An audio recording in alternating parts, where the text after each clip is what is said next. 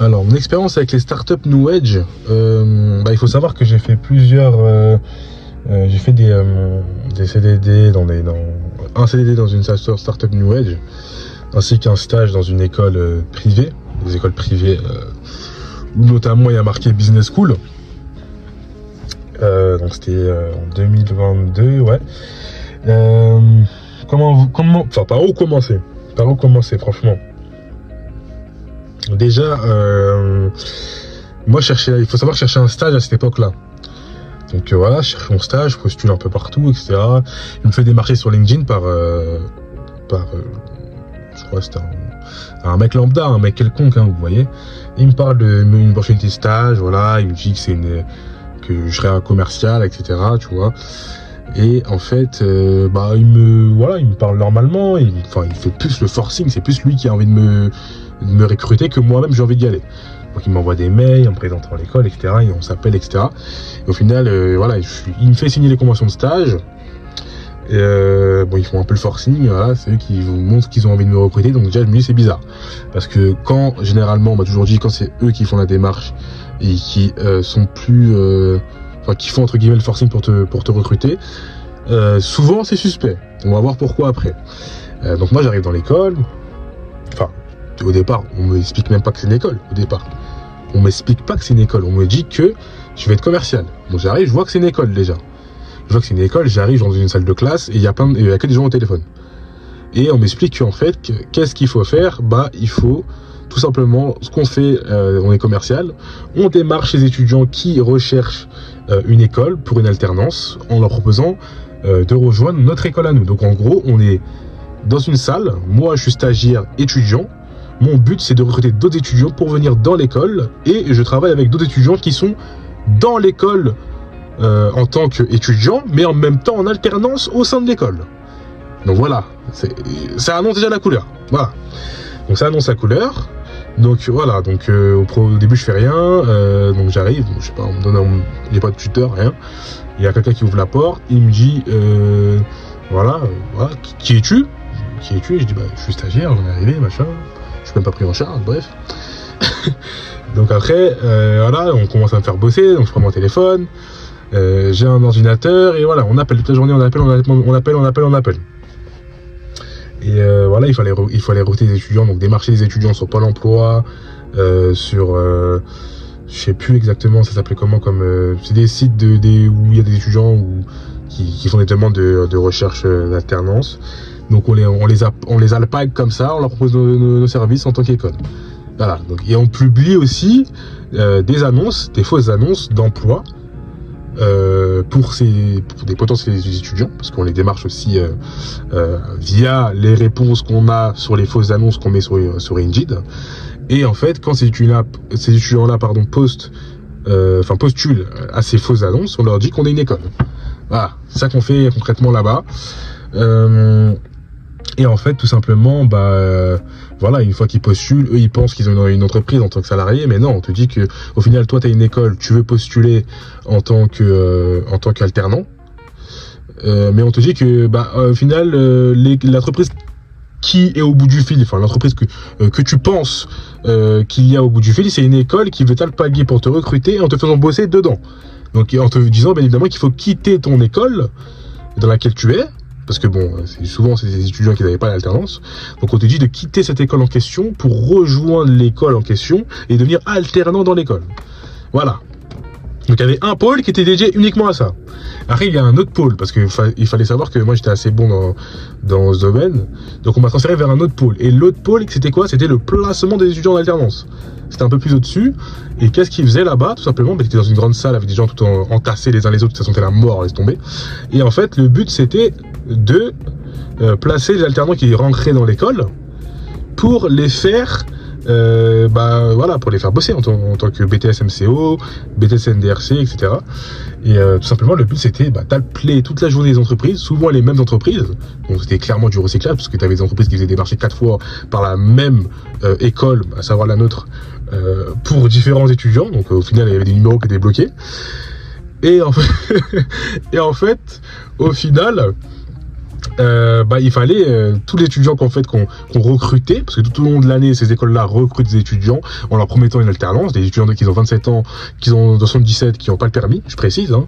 On les envoie à Paris, alors que les étudiants ne savent même pas se présenter, ne parlent même pas un brin de français, c'est ça la vérité en fait. Et on les forme même pas, ces étudiants, à savoir se présenter. Non, concrètement, qu'est-ce qu'on fait concrètement? C'est que les étudiants viennent, on leur promet une place en alternance, ils s'assoient sur un bureau, il y a un, entre guillemets, commercial étudiant qui appelle, en fonction du CV et de la recherche que l'étudiant souhaite, qui appelle toute la journée des entreprises. Et dès qu'il décroche un entretien, dès que cet étudiant décroche un entretien, il peut partir. Et après, en fonction de s'il a la tendance ou pas, il revient et on lui retrouve un autre rendez-vous, en fait. Tout simplement.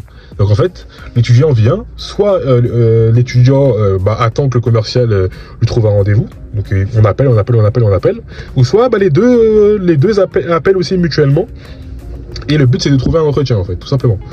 Donc en fait, ces écoles-là, vu que il y a encore les aides de l'État, mais avant il y avait aussi les aides de l'État, c'était 6 000 ou 8 000 euros. En fait, eux, ils s'engraissent sur les aides de l'État. Parce que eux, en tant qu'école, pourquoi ils se font des millions d'euros? Parce que l'État, il touche une part sur les contrats de l'OPCO. L'OPCO, c'était les contrats des aides, les aides que Macron a fait pour permettre aux entreprises de recruter des alternants et de pas être trop, ce soit pas trop coûteux. Et en fait, eux, vu que en plaçant ces alternants en entreprise, ils créent de l'emploi, ils touchent une partie de ces aides en fait, tout simplement. Tout simplement, ils touchent une partie de ces aides. Et ça fait que, en fait, on a plein d'écoles qui sont sorties de terre, de nulle part, des startups, voilà, parce que c'est des écoles qui sont assez nouvelles, qui sont sorties de nulle part, et qui promet monts et merveilles à différents alternants, différents potentiels alternants, en leur promettant une place dans l'entreprise. Donc on avait des BTS MCO, des BTS NDRC, des BTS comptabilité, et voilà. Et le but c'était vraiment du brassage. Hein. Le client, le client, c'est clairement un client aussi, mais l'alternant, en fait, dès qu'il arrivait, il fallait le placer en entreprise, il fallait lui trouver un entretien. Si l'alternant n'a pas d'entretien, l'alternant ne pouvait pas rentrer chez lui en fait. Voilà, l'étudiant il arrive. Il faut qu'on lui trouve un entretien. Si l'étudiant n'a pas d'entretien, l'étudiant ne rentre pas chez lui. Je précise. Donc, c'est concrètement ça qu'ils faisaient en fait dans cette école-là. C'est en fait tout simplement, du placement d'alternance. Mais en fait, cette école-là, en fait, il y avait tellement d'argent à se faire pour eux, c'est-à-dire qu'il n'y avait pas de limite. Parce que ça recrutait des étudiants toute l'année, tout au long de l'année. À partir du moment où toi, t'es étudiant, tu cherches une alternance, on te fait rentrer dans l'école, on te promet une alternance en fait, mais tu peux habiter dans le 7-7 ou n'importe où, tu peux venir en fait, on te promet de trouver une alternance. Et en fait, on te vend la possibilité de trouver une alternance, mais tout simplement, le problème qui se pose, c'est que souvent c'est pas le cas. Souvent c'est pas le cas. Et on se retrouve avec des classes de 40 élèves entassés, des étudiants qui font cours assis par terre, parce que c'est ce que j'ai vu. Hein. Ils font des cours assis par terre, des profs qui te parlent comme si t'étais des potes à toi en bas du bar tabac, hein, parce que j'en ai vu aussi, j'en ai discuté avec certains. Et ça crée aussi un environnement assez anxiogène parce qu'il y a de la concurrence.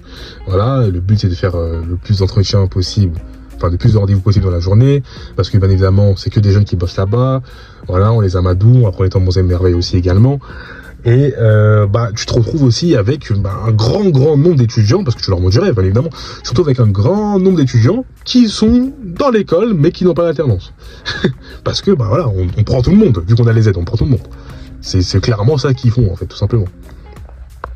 Et donc voilà, cette école, met la pression à ses étudiants tout au long de l'année pour que ils recrutent le plus de ceux qui passent le plus d'alternants en entreprise. Et le problème qui se pose, c'est que ces alternants qu'on place en entreprise, ils arrivent, et le but de ces écoles-là, c'est de leur trouver directement un entretien. Ça veut dire qu'en fait, ces étudiants-là ne sont même pas formés à se présenter devant un patron. Parce qu'on les apprend pas à se présenter devant un patron, on les apprend à postuler, mais on les apprend même pas à se présenter devant un patron.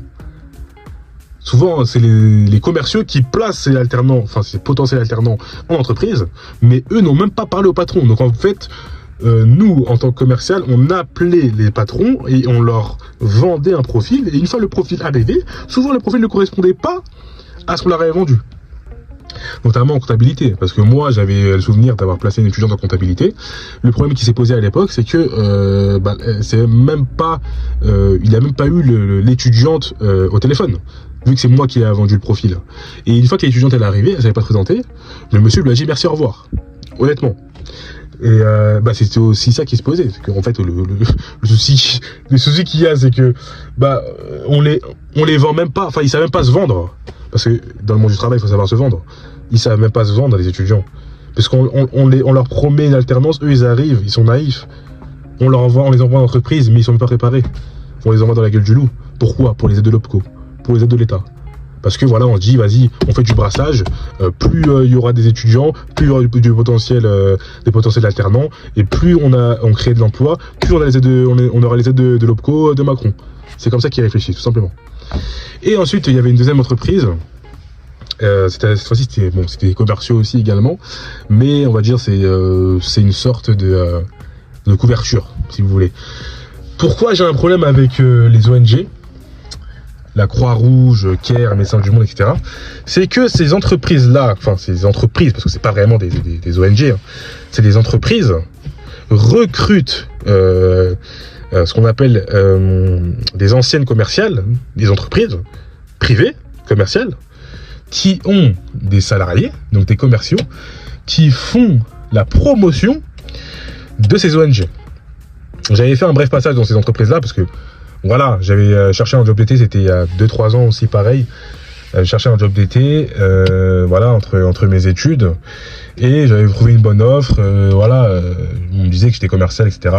Je pensais que j'allais bosser dans un bureau, et j'arrive là-bas, costume, cravate, on me dit, ah, vous avez un bon profil, tout ça. Moi, je me suis dit, voilà, c'est carré, je vais bosser dans une bonne entreprise, etc. Non, au final, on me dit que, on me dit que je vais devoir démarcher on me présente pas le nom d'entreprise déjà, c'est suspect. Je vais vous dire après pourquoi. On me donne pas le nom d'entreprise, on me dit pas ce que je vais faire, mais j'arrive, il y a un conférencier qui nous promet monts et merveilles, qui essaie de nous amadouer en nous disant que le gars, il a grandi en Palestine, et que c'était un peu compliqué. Nous, on est vraiment touchés par son discours. Et voilà, il nous dit qu'il est arrivé, il parlait pas français, il a réussi à faire le 1 million d'euros grâce à ça, etc. Et en fait, on commence, nous, à se dire, ah, c'est intéressant, etc. Ça ferait bien comment nous manipuler. Et on commence, on pense qu'on va commencer à bosser dans les bureaux. Moi, je suis arrivé, j'ai vu plein de jeunes, je me suis dit, bon, c'est un peu bizarre, quoi. Souvent, c'est un peu bizarre.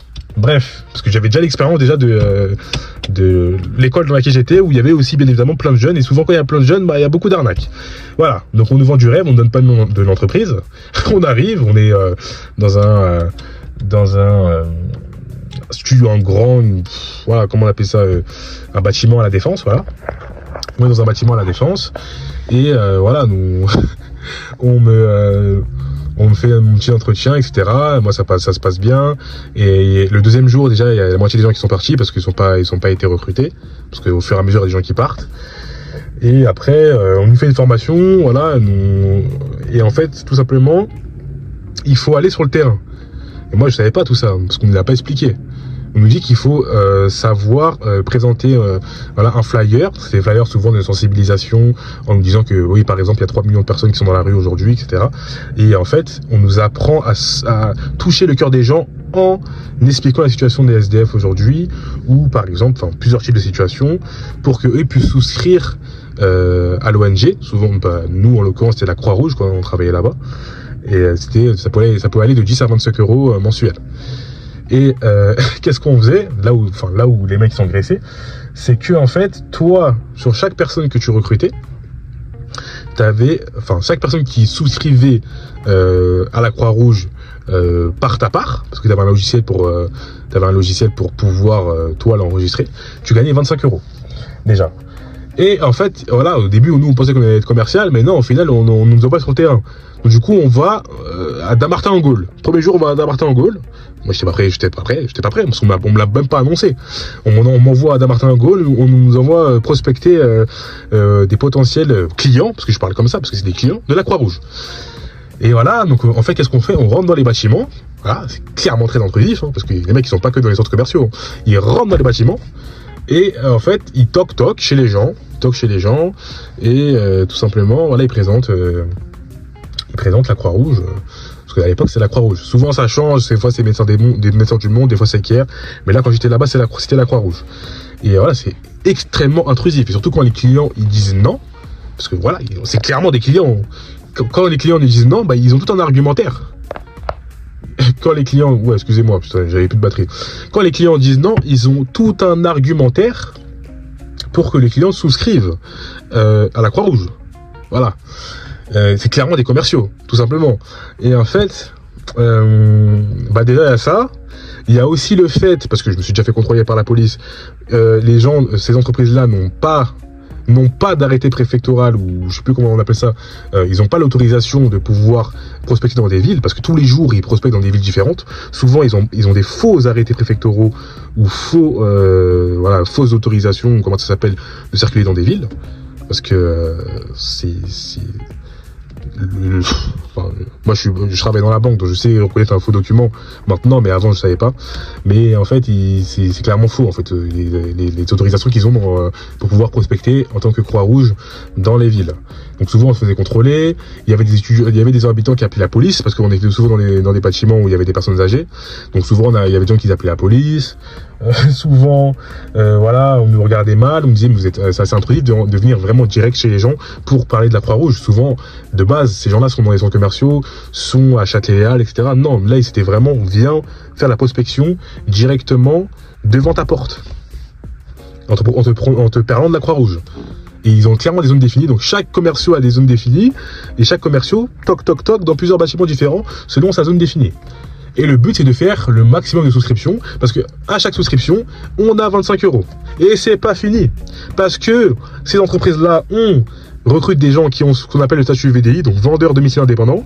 Donc ils n'ont pas de salariés, donc tu touches pas d'argent. Donc tu peux faire une journée, donc parce que souvent c'est des grosses amplitudes d'horaire. Tu peux travailler, généralement c'est de 9 h à 21 h, sans faire 1 €. Parce que tu as le statut indépendant. Et bah, ils profitent aussi des étudiants qui sont naïfs pour pouvoir te faire bosser 12 heures dans la journée et te payer 0 €. Tant que tu ramènes rien, tu touches 0. Et après, donc, pour justifier ça, ils te trouvent un argumentaire sorti du trou du cul d'une vache, en te disant que oui, c'est fait tout simplement pour que quelqu'un qui a 3 ans dans la boîte et quelqu'un qui vient d'arriver soit au même niveau, tout simplement. Alors que voilà, dans une grande entreprise, le mec qui est là depuis 5 ans, il se dit il se repose sur ses lauriers parce qu'il touche 2500 € par mois. Le nouveau, il va se donner alors qu'il touche 1005. C'est pas équitable. Nous, regardez, avec ce statut-là, voilà, vous pouvez travailler, vous pouvez arriver et faire plus d'argent qu'un mec qui est là depuis 2 ans. Mais surtout, ce qu'ils disent pas, c'est que ce statut-là, bah, te met en très mauvaise position, toi, en tant qu'employeur, parce que tu n'es même pas... T'as même pas à payer ton salarié si le salarié ne ramène rien, enfin c'est même pas vraiment des salariés, mais si l'indépendant ne ramène rien, bah t'as même pas à le payer en fait. C'est ça qui est bien pour eux. Et surtout tu peux le faire bosser pendant 12 heures, donc il va bosser pour toi, il va prospecter, il va te ramener le plus d'argent possible en fait. C'est ça qu'ils disent pas. Mais voilà, c'est des jeunes qui se font alpaguer par ces entreprises-là. Et voilà, et aussi on te promet aussi de monter en grade parce que voilà, c'est une pyramide de Ponzi. Toi, tu es recruté par quelqu'un, la personne a son équipe, donc toi, tu peux créer ton équipe aussi également, donc au travers du fait que tu ramènes des gens. Donc toi, plus tu ramènes des gens, plus ton équipe peut te ramener des résultats. Au niveau d'un certain nombre de résultats, bah toi aussi tu montes, et au fur et à mesure, tu peux avoir ce qu'on appelle une franchise de la société en fait, parce qu'il y a une société dont je tairai le nom, qui représente ces entreprises-là. On a des filiales dans d'autres pays. Il faut savoir que c'est quand même un gros truc, hein. Il y a des filiales dans d'autres pays. Et en fait, parce qu'on a rencontré aussi des gens d'autres pays. Et en fait, eux, donc les filiales dans d'autres pays, bah pareil, ça fonctionne comme en France. Donc toi, en fait, la société mère a des franchises, en fait. Donc les franchisés ont un local à leur nom. C'est ça, en fait. Et c'est comme ça qu'ils fonctionnent, tout simplement. C'est vraiment tout un système pyramidal. Donc voilà, donc tu es payé à la commission. t'es payé à la commission et voilà, le but c'est tout simplement que tu bosses le plus possible pour eux. Et c'est un environnement assez anxiogène parce que encore une fois c'est des jeunes qui sont dans les pattes pour faire le plus d'argent possible. Des jeunes, voilà, un mec qui va faire 2000 € par mois, mais il va se vanter, voilà, il va avoir un certain comportement vis-à-vis des autres, parce que c'est ce que j'ai vu moi. Et en fait, là où j'aime pas ça, c'est que moi j'ai une association depuis 4 ans, je sais pas si vous savez, avec des amis à moi, j'ai une association. Et en fait, là où ces enfoirés sont des vautours, c'est que eux, ils se font passer pour des ONG pour te prendre ton argent. Eux, ils en ont rien à foutre. Je l'ai vécu, j'étais dedans. Ils en ont rien à foutre des gens qui vivent dans la rue. Eux, le but, c'est de faire 2500, 3000 € par mois en faisant en sorte que le maximum de personnes souscrivent à cette cause. C'est pour ça que moi, jamais, même si, parce que j'ai moins de 25 ans, je sais pas si vous savez, mais c'est à partir de 25 ans qu'on peut donner aux associations, officiellement. Mais là où ces enfoirés sont bons, c'est qu'ils se font passer pour des ONG. Et en fait, au final, c'est une entreprise commerciale derrière. Parce qu'en fait, les gens qui te font souscrire, toi, à l'ONG, ce sont des mecs qui touchent de l'argent sur ta souscription. Mais ça, ils te le disent pas. C'est des commerciaux, en fait. C'est pas pour rien qu'ils sont dehors. C'est pas dehors c'est pas des âmes charitables, en fait. C'est pas dehors pour la gloire. Non, ils sont dehors pour l'oseille, les mecs. C'est ça qu'ils disent pas. Donc moi, j'ai une asso. Tous les ans, je fais 2 ou 3 maraudes avec des amis à moi, on donne de l'argent, on fait des courses, on fait des récoltes de dons. Pourquoi je préfère donner, moi, de ma personne, mes habits, les habits que je porte plus, les couvertures, de la nourriture, comme je fais donc depuis 4 ans, plutôt que d'alimenter la bouche de ces gens-là qui s'engraissent sur des causes humanitaires. Voilà. Donc il y a beaucoup de startups New Age qui sont vraiment des véreux et qui résolvent pas avec des jeunes qui sont naïfs dans leurs conneries. Faire très attention parce qu'il y en a énormément en fait. Et ils sont très très très forts dans le mensonge. Dans le mensonge ou dans la dissimulation. Parce que souvent ces entreprises-là font polémique.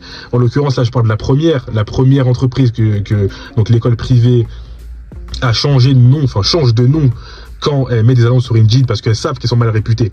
La deuxième entreprise dont j'ai parlé, l'entreprise commerciale, change de nom pareil sur Indeed lorsqu'elle met des offres de CDD, de VDI plutôt, parce qu'elles savent qu'elles sont mal vues. Elles ont 1 étoile sur 5 parce que il y a de la manipulation, il y a de la dissimulation. Voilà, il y a des choses qu'on ne dit pas dans ces entreprises-là, tout simplement. Parce que comment toi, tu vas postuler dans une entreprise, on te fait un entretien, mais tu connais même pas le nom d'entreprise. C'est tellement bien fait que c'est après que tu te rends compte qu'en fait, c'est touche une machination. C'est clairement touche une machination et c'est une secte, ces entreprises-là. Dites-vous que quand tu t'arrives là-bas, les mecs, ils chantent avant d'aller bosser, les mecs. Ils chantent, ils crient avant d'aller bosser, ils mettent de la musique à fond avant d'aller bosser. C'est tout ça pour dire que oui, regardez, on est une entreprise différente. Regardez, on a un baby-foot, une machine à café. C'est pareil pour l'école, hein. Oui, regardez, on est un peu différent. Voilà, on est jeunes, on est cool, on est new age. Allez vous faire enculer. Ces mecs-là sont très dangereux. Ces gens-là sont vraiment très très dangereux. Et surtout, en fait, on te promet, bien évidemment, encore une fois, monts et merveilles, en te disant que oui, tu vas devenir énormément blindé. Mais au final, en fait, tu vas bosser pour un patron. C'est ça la réalité, c'est que tu vas bosser pour un patron 2 fois plus que un salarié pour toucher très souvent 2 fois moins. C'est ça la vérité. Parce que voilà, ce qu'on te dit au téléphone et la vérité, c'est vraiment 2 mondes différents dans ces entreprises-là. Et moi, je l'ai vécu en toquant chez les gens, moi, en travaillant là-bas, en toquant directement chez les gens. J'ai rencontré des gens qui avaient bossé déjà pour ces entreprises-là. Ils m'ont dit que c'est de l'arnaque, qu'il faut faire attention, que les gens ont des faux documents pour pouvoir circuler dans des villes. Voilà, c'est des gens. Quand on a beaucoup de retours négatifs, souvent des gens qui ne sont même pas concertés eux-mêmes, ça met quand même la puce à l'oreille. Voilà. C'est comme, je sais pas si vous avez vu Upside. Voilà, j'avais discuté avec beaucoup de leurs vendeurs, moi, quand ça existait encore. Ils m'ont dit que oui, mais venez faire un tour. Les gens parlent beaucoup, mais les gens ne savent rien. Venez faire un tour. 2 mois après, ça va fermer. Hein. Voilà. C'est pas pour rien que les gens parlent. C'est qu'il y a des preuves derrière, tout simplement. Pourquoi j'ai décidé de prendre ces exemples-là aujourd'hui, c'est parce que vous avez vu, dans le monde qui vous entoure, que on aime bien afficher la réussite, que voilà, bien évidemment, on est surtout les jeunes, souvent ils veulent tout de suite, ils veulent de l'argent facile, et même la génération d'avant c'était un peu comme ça aussi. On veut sortir de la matrice, de la rat race comme ils aiment bien dire. Et en fait, il y a des gens qui prennent de plus en plus de risques inconsidérés, ou qui prennent des voies sans vraiment trop réfléchir. Parce qu'on te dit que oui, voilà, faut prendre des risques si on veut réussir, pas de risques, pas d'histoire, etc. C'est bien. Mais il faut pas plonger sa tête dans la gueule du loup non plus, tu vois. C'est bien de prendre des risques, mais tous ceux qui ont pris des risques, ils ont pris des risques calculés, parce qu'ils avaient de quoi rebondir derrière. Le fait de rejoindre ce type d'entreprise, surtout quand on est jeune, franchement, voilà, il y a plein de gens qui sont fait alpaguer, qui sont fait arnaquer, ce n'est pas une fin en soi. Mais au bout d'un moment, il faudra prendre conscience que ces modèles économiques en fait ne mènent nulle part, parce que c'est basé sur du mensonge, c'est basé sur de la dissimulation, comme je disais. Et surtout, c'est surtout les grands patrons de ces boîtes-là qui s'engraissent sur votre dos en promettant voilà, une réussite financière au travers d'eux, ce qui n'est pas le cas. Voilà, ce sera pour très peu d'entre vous. Parce que la plupart des gens, ils vont pas réussir à avoir le step-up et pouvoir vraiment réussir dans ce domaine-là. C'est là la réalité.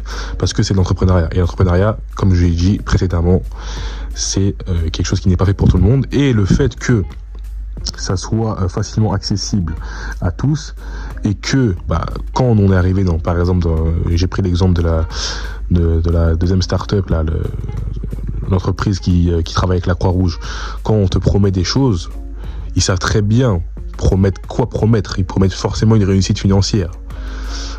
Et ça te permet, toi, ça te dit que voilà, une fois que tu es déjà là, tu penses que c'est directement accessible.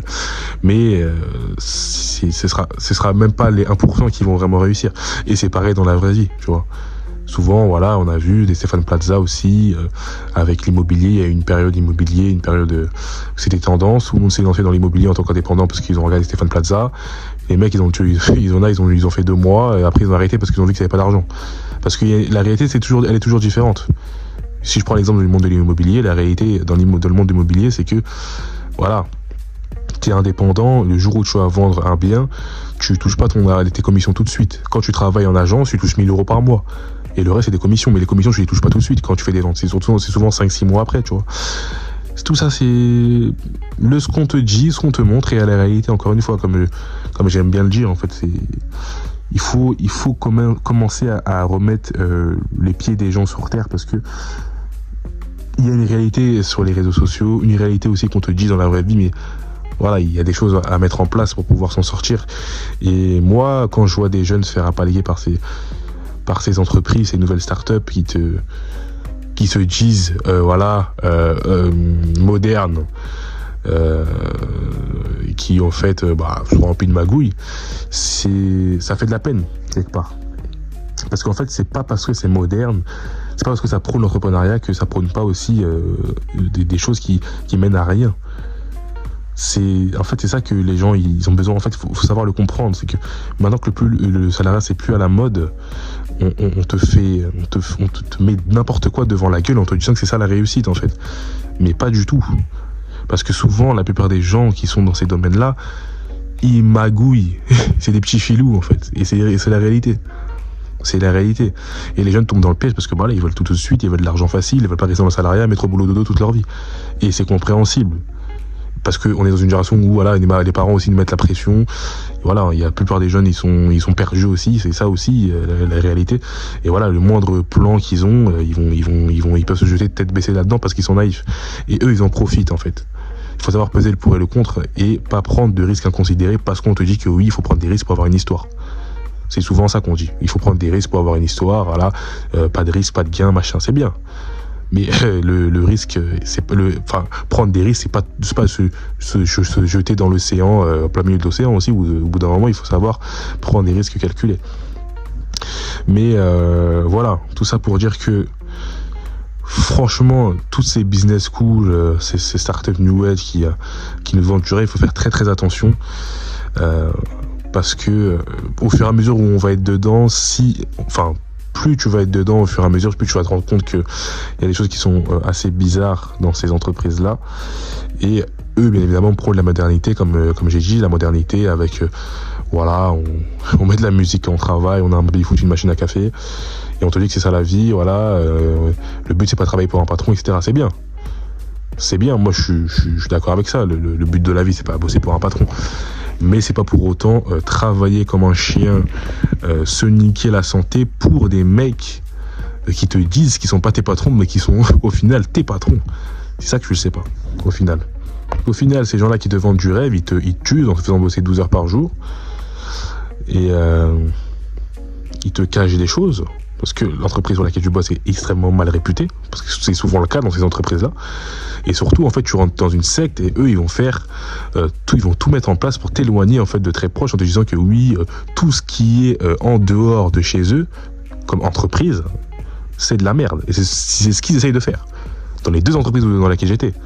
Pour eux, en fait, le goal, la réussite, c'est chez eux et nulle part. Parce qu'ils sont rentrés dans une secte. On les a moulinés les cerveaux. Et pour eux, la réussite, elle se trouve uniquement chez eux. Et nulle part ailleurs. Et ça, c'est du lavage de cerveau. C'est d'autant plus inquiétant, en fait. On rentre dans une autre sphère. Donc voilà, ils avaient des zones définies, pour prospecter. Donc des potentiels souscripteurs à la Croix-Rouge. Et en fait, il y avait plusieurs passages qu'on devait faire. Donc un passage à 15h, 18h et 20h, ou un truc comme ça, je sais plus. Donc il y en avait, un à 15h, 16h, à peu près 18h et un à 20h avant de partir à 21h. Et voilà. Donc en fait, tu faisais le tour des bâtiments, tu repassais plusieurs fois dans les bâtiments. Donc tu te doutes bien que un mec avec un polo rouge qui passe plusieurs fois dans un bâtiment qui n'a même pas le code, parce qu'il faut préciser qu'on n'a même pas les codes, il faut trouver un stratagème pour rentrer dans les bâtiments. C'est déjà même ça, c'est pas très légal, c'est même pas très... Voilà, c'est un peu bizarre ça. On n'a même pas les codes pour rentrer dans les bâtiments. Souvent les gens nous viraient, parce qu'on rentrait discrètement après les gens dans les bâtiments, ou on restait planté devant les bâtiments pour avoir quelqu'un qui sortait, pour que nous on puisse rentrer. C'est intrusif, t'as même pas le droit de rentrer. La prospection à l'intérieur des bâtiments, en fait, c'est même pas légal en fait. Je vois pas en quoi c'est légal. Normal qu'on se fait têche des bâtiments en fait. Donc ils trouvaient des stratagèmes pour rentrer dans les bâtiments, trouver les codes, etc. Tu vois. Donc vous voyez à quel point c'est assez bizarre comment ils fonctionnent ces entreprises. Voilà. Donc voilà, plusieurs fois en plus. Le pire c'est que souvent ça notait les codes pour rentrer dans les bâtiments. Ou il y en a qui avaient des vigiques, je sais pas, allez savoir comment ils se sont procurés les vigiques. Et ils faisaient plusieurs tours dans les bâtiments, surtout quand il y a des personnes âgées et on sait qu'il y a beaucoup de scammers qui font le tour des bâtiments. On se retrouvait souvent avec la police parce que les habitants appelaient la police. Parce qu'il y a des mecs en rouge qui rentrent dans les bâtiments, il y a des petits bonhommes rouges qui rentrent dans les bâtiments et qui font leur petite prospection. C'est pas très légal tout ça, hein. Mais bon, voilà, ça c'est juste une chose parmi tant d'autres qu'ils faisaient déjà.